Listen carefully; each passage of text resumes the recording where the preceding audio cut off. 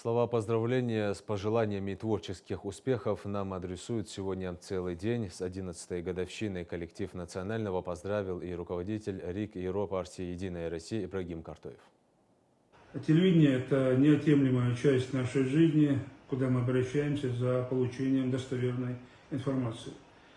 Умение оперативно реагировать на происходящие события в регионе, в стране и в мире в целом, объективно и качественно подавать информацию – это то, что удерживает зрителя у экранов нашего телевидения.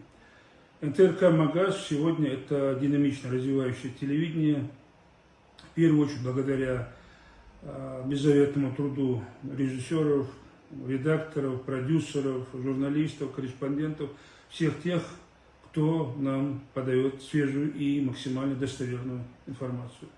В этот знаменательный день хочу пожелать вам позитивных сюжетов, радостных вестей, счастья, мира, удачи, успехов.